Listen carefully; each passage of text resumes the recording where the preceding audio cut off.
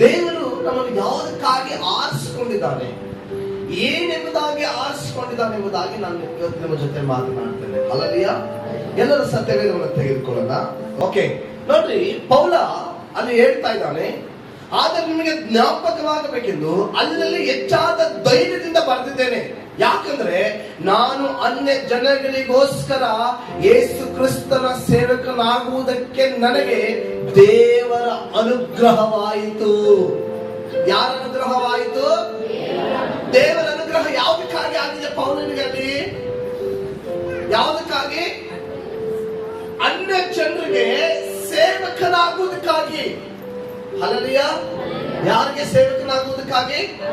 ಅನ್ಯ ಜನರಿಗೆ. ಯಾರು ಯೇಸುವನ್ನ ಕಂಡುಕೊಂಡಿಲ್ವೋ, ಯಾರು ಯೇಸುವನ್ನ ಸ್ವೀಕರಿಸಿಕೊಂಡಿಲ್ವೋ, ಯಾರಿಗೆಲ್ಲ ಯೇಸುವಿನ ಬಗ್ಗೆ ಗೊತ್ತಿಲ್ವೋ ಅಂತವರಿಗೆ ಸೇವಕನಾಗಿ ದೇವರು ಪೌಲನನ್ನ ಆಯ್ಕೆ ಮಾಡಿದ್ರು. ಅದನ್ನ ಆತನ ಮನದಟ್ಟು ಮಾಡ್ತಾ ಇದ್ದಾನೆ, ನಾನು ಅನ್ಯ ಜನರಿಗೆ ಸೇವಕನಾಗಿದ್ದೇನೆ. ಹಲ್ಲೆಲೂಯಾ. ಇವತ್ತು ಹೆಚ್ಚಿನ ಸೇವಕರು ವಿಶ್ವಾಸಿಗಳಿಗೆ ಸೇವಕರಾಗಲಿಕ್ಕೆ ಹೋಗ್ತಾರೆ, ಆದ್ರೆ ಪೌಲ ಅನ್ಯ ಜನರಿಗೆ ಸೇವಕನಾಗ್ತಾ ಇದ್ದಾನೆ. ಹಲ್ಲೆಲೂಯಾ. ವಿಶ್ವಾಸಿಗಳಿಗೆ ಸೇವಕ ಆಗೋದೇನು? ನಮ್ ತರ ಹಿಂಗ್ ನಿಂತ್ಕೊಂಡು ಮಾತಾಡೋದು. ಅನ್ಯ ಜನರಿಗೆ ಸೇವಕ ಆಗೋದೇನು? ಅವರ ಮಧ್ಯದಲ್ಲಿದ್ದು ಸುವಾರ್ತೆಯನ್ನು ತಲುಪಿಸುವಂತ ಒಂದು ಸೇವೆಯಾಗಿದೆ. ಹಲ್ಲೆಲೂಯಾ. ಹಲ್ಲೆಲೂಯಾ. ಇದು ನಾವೆಲ್ಲರೂ ಜ್ಞಾಪಕ ಮಾಡಿಕೊಳ್ಬೇಕು. ಏನಂತಂದ್ರೆ ಅಲ್ಲಿ ಅನ್ಯ ಜನರಿಗೋಸ್ಕರ ಪೌಲನು ಅಲ್ಲಿ ಆರಿಸಲ್ಪಡ್ತಾ ಇದ್ದಾನೆ. ಆ ಒಂದು ಸೇವೆಯನ್ನ ಯಾಜಕ ಸೇವೆ. ಯಾವ ಸೇವೆ ಅದು? ಯಾಜಕ. ಒಂದು ಯಾಜಕನ ಒಂದು ದೊಡ್ಡ ಪಟ್ಟಣದಲ್ಲಿ ಒಂದು ಯಜಮಾನನ ಒಂದು ಸೇವೆ ಯಾರಿಗೆ ಸಿಗಲ್ಪಡ್ತಾ ಇದೆ ಅಂದ್ರೆ ಅಲ್ಲಿ ಪೌಲನಿಗೆ ಸಿಗ್ತಾ ಇದೆ. ಇವತ್ತು ಕರ್ತನಿಗಾಗಿ ಸುವಾರ್ತೆ ಸಾರುವಂತವರು ಸಾಧಾರಣವಾದವರಲ್ಲ, ಅವರು ಯಾಜಕರ ಸೇವೆಯನ್ನ ಮಾಡುತ್ತಾ ಇದ್ದಾರೆ. ಹಲ್ಲೆಲೂಯಾ. ಇವತ್ತು ನಾವು ಇಲ್ಲಿ ಕೂತಿರುವಂತವರು ಒಬ್ಬೊಬ್ಬರು ಕೂಡ ಯಾಜಕ ಸೇವೆಯನ್ನ ಮಾಡ್ತಾ ಇದ್ದೇವೆ. ಯಾಜಕ ಸೇವೆ ಅಂದ್ರೆ ಯಾವುದು? ಅನ್ಯ ಜನರಿಗೆ ಸುವಾರ್ತೆ ಸಾರುವಂತ ಸೇವೆಯಾಗಿದೆ ಯಾಜಕ ಸೇವೆ. ಎಲ್ಲರೂ ಹೇಳಿ ಯಾಜಕ ಸೇವೆ. ಪಕ್ಕದಲ್ಲಿ ಹೇಳಿ ಯಾಜಕ ಸೇವೆ. ಈ ಯಾಜಕ ಸೇವೆ ಗೌರವಯುತವಾದದ್ದು, ಆಶೀರ್ವಾದಕರವಾದದ್ದು. ಅನೇಕರಿಗೆ ಅದು ಕರ್ತನ ಪ್ರಕಾಶವನ್ನ, ದೇವರ ಪ್ರಸನ್ನತೆಯನ್ನ ತೋರಿಸುವಂತ ಮಾರ್ಗವಾದ ಒಂದು ಸೇವೆಯಾಗಿದೆ ಯಾಜಕ ಸೇವೆ. ಈ ಸೇವೆಯನ್ನ ಪೌಲನು ಅವ್ರು ಏನ್ ಮಾಡ್ತಾ ಇದ್ದಾರೆ ಅಂದ್ರೆ, ನಾನು ದೇವರ ಸುವಾರ್ತೆ ಸೇವೆಯನ್ನು ಯಾಜಕ ಸೇವೆ ಎಂಬಂತೆ ನಡೆಸಿ ಅನ್ಯ ದೇಶದವಕ್ಕೆಂಬ ಕಾಣಿಕೆಯ ಪವಿತ್ರಾತ್ಮನ ಮೂಲಕವಾಗಿ ಪವಿತ್ರವಾಗಿದ್ದು ದೇವರಿಗೆ ಸಮರ್ಪಕವಾಗುವಂತೆ ಯತ್ನಿಸುವವನಾಗಿದ್ದೇನೆ. ಈ ಸೇವೆಯನ್ನ ನಾನೇನ್ ಮಾಡ್ತೇನೆ, ಇದು ಪವಿತ್ರವಾದ ಸೇವೆ. ಈ ಒಂದು ಸೇವೆ ನನಗೆ ತುಂಬಾ ಅಮೂಲ್ಯವಾದ ಸೇವೆ, ಇದು ಬಹಳ ಮುಖ್ಯವಾದ ಸೇವೆ ಎಂಬುದಾಗಿ ಏನ್ ಮಾಡ್ತೇನೆ, ನನ್ನ ಮುಂದೆ ಇಟ್ಟು ಈ ಪವಿತ್ರವಾದ ಸೇವೆಯನ್ನ ನಾನು ಪರಿಶುದ್ಧವಾಗಿ ಮಾಡುವುದಕ್ಕೆ ನಾನು ಯತ್ನಿಸ್ತೇನೆ ಎಂಬುದಾಗಿ ಪೌಲನು ಹೇಳ್ತಾ ಇದ್ದಾನೆ. ಆತ ನೋಡ್ರಿ, ಆತನಿಗಿದ್ದಂತ ಒಂದು ಆತ್ಮಗಳ ಮೇಲೆ ಭಾರ, ಅನ್ಯ ಜನರ ಮೇಲಿದ್ದಂತ ಒಂದು ಭಾರ, ದಾಹ, ವೈರಾಗ್ಯ ಇವತ್ತು ಸಭೆ ಜನರುಗಳಲ್ಲಿ ಇರಬೇಕಾಗಿದೆ ಪ್ರಿಯರೇ. ಇವತ್ತು ನಾವೇನ್ ಮಾಡ್ತೀವಿ ಅಂತಂದ್ರೆ, ಅಯ್ಯೋ ಸುವಾರ್ತೆ ಅಂದ್ರೆ ಪಾಸ್ಟರ್ ಸಾರ್ಲಿ, ಸೇವೆ ಅಂದ್ರೆ ಪಾಸ್ಟರ್ ಮಾಡ್ಲಿ, ಜೊತೆಲಿರೋರು ಮಾಡ್ಲಿ, ಹಲ್ಲೆಲೂಯಾ, ಅವ್ರು ಮಾಡ್ಲಿ, ಲೀಡರ್ಗಳು ಮಾಡ್ಲಿ, ಅವ್ರು ಆಯ್ಕೆ ಮಾಡಿರೋರು ಮಾಡ್ಲಿ, ಅವ್ರ ತರ ಸೇವೆ ಮಾಡೋದು ಎಂಬುದಾಗಿ ಅನೇಕ ಕಾರಣಗಳು ನಾವು ಕೊಡ್ತೇವೆ. ಹಲ್ಲೆಲೂಯಾ. ಪೌಲನಿಗೆ ಅವತ್ತು ಯಾವ ಪಟ್ಟ ಇರಲಿಲ್ಲ ಪ್ರೇರೆ, ಯಾವ ಅಧಿಕಾರ ಇರಲಿಲ್ಲ.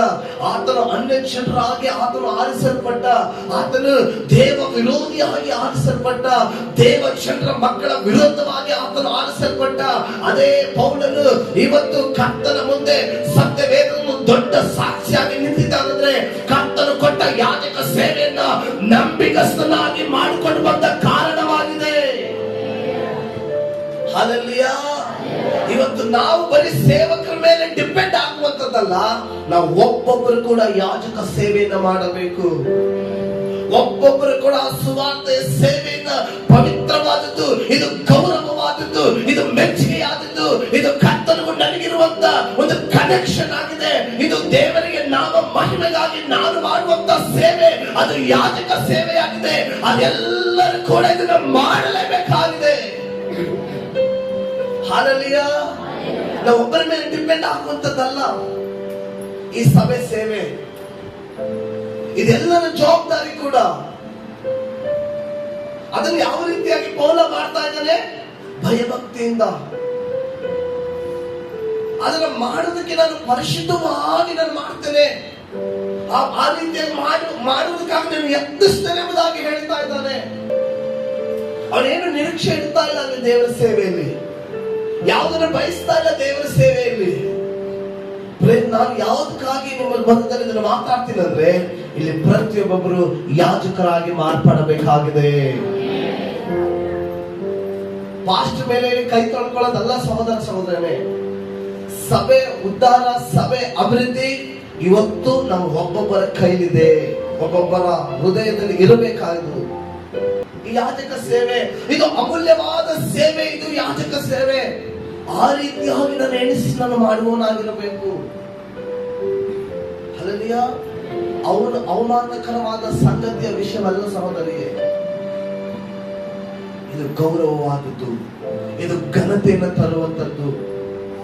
ಕರ್ತನ ರಾಜ್ಯದಲ್ಲಿ ನಿಮ್ಮ ಹೆಸರು ನಮೋದಿಸಲ್ಪಡುವಂತ ಒಂದು ಸೇವೆಯಾಗಿದೆ ಇದು.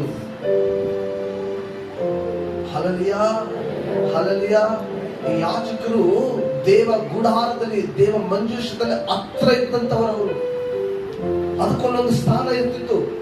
ಈಗ ನಮ್ಮ ಮನೆಗೆ ನಾವು ಎಂಟ್ರಿ ಆದ್ರೆ ಇದು ಹಾಲು, ಇದು ರೂಮು, ಇದು ದೇವಸ್ಥಾನದ ಮನೆ ಅಲ್ವಾ? ಸ್ಟೆಪ್ ಬೈ ಸ್ಟೆಪ್, ಹೌದಲ್ವಾ? ಈ ಯಾಜಕರು ಎಲ್ಲಿದ್ರಂದ್ರೆ ದೇವರ ಗರ್ಭಗುಡಿಯಲ್ಲಿ ಸೇವೆ ಮಾಡ್ತಿದ್ದರು. ಹಲ್ಲೆಲೂಯಾ. ಎಲ್ಲಿಗೆ? ದೇವರ ಗರ್ಭಗುಡಿಯಲ್ಲಿ, ಪವಿತ್ರವಾದ ಸ್ಥಳ ಅದು. ಆದ್ರೆ ನಾವೆಲ್ಲಿದ್ದೀವಿ?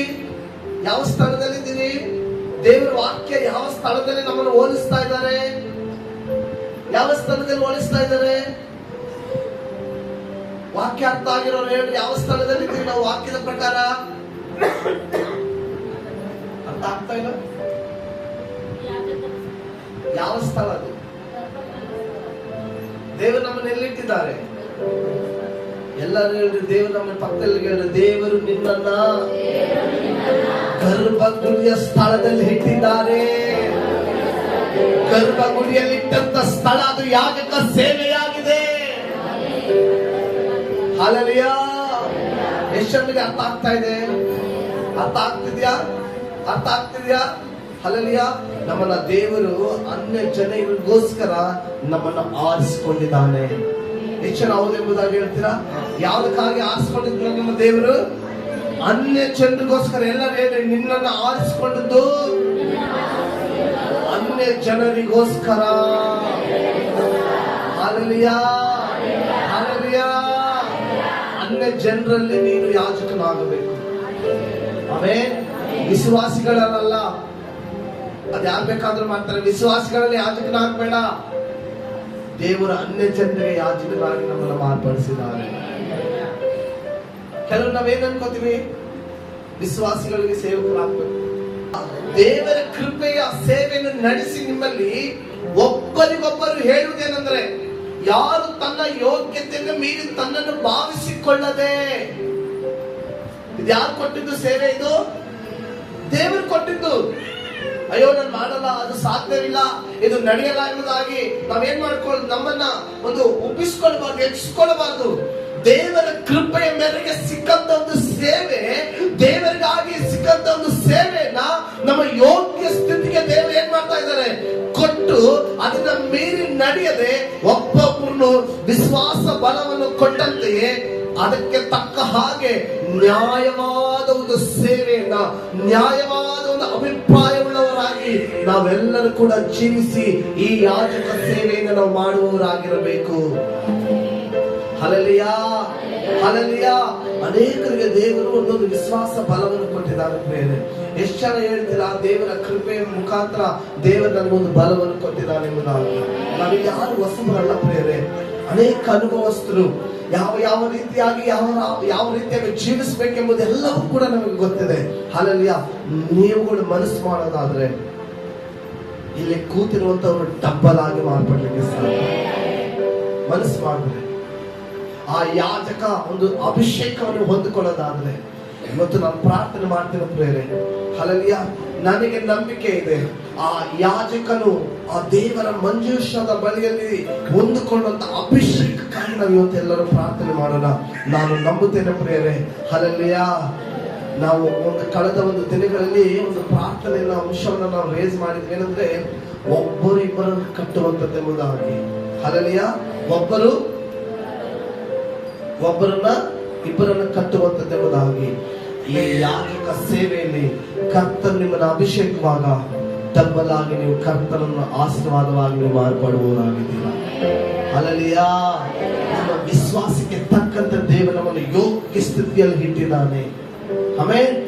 ನನ್ನನ್ನು ನಡೆಸ್ತಾ ಇದ್ದಾನೆ, ನನ್ನನ್ನು ಕಾಯ್ತಾ ಇದ್ದಾನೆ. ಆತನಿಗಾಗಿ ಒಂದು ಸ್ವಲ್ಪ ಸಮಯವನ್ನ, ಆತನಿಗಾಗಿ ನನ್ನದೇ ಆದ ಒಂದು ಸ್ವಲ್ಪ ಅವಕಾಶವನ್ನ ನಾವು ಕೊಡುವುದಾದರೆ, ಹಲ್ಲೆಲೂಯಾ, ದೇವರ ರಾಜ್ಯಕ್ಕೆ ಒಬ್ಬರು ಪ್ಲಸ್ ಆಗಿ, ಅಂದ್ರೆ ದೇವರ ರಾಜ್ಯಕ್ಕೆ ಒಬ್ಬರಾಗಿ ಸೇರ್ಪಡೆ ಆಗ್ತಾರೆ ಪ್ರೇರೆ. ಅದು ದೇವರ ನಾಮ ಮಹಿಮೆ ಹೊಂದುತ್ತದೆ. ನನಗಾಗಿ, ನನ್ನ ಆಶೀರ್ವಾದಕ್ಕಾಗಿ, ನನ್ನ ಒಳಿತಿಗಾಗಿ, ನನ್ನ ಮನೆಗಾಗಿ, ನನ್ನ ಕುಟುಂಬಕ್ಕಾಗಿ, ನನ್ನ ಮಕ್ಕಳಿಗಾಗಿ, ನನ್ನ ಸಾಲಕ್ಕಾಗಿ, ನನ್ನ ಕೆಲಸಕ್ಕಾಗಿ ಎಲ್ಲ ಪ್ರಾರ್ಥನೆಗಳು ಪ್ರತಿನಿತ್ಯ ನಡೀತದೆ.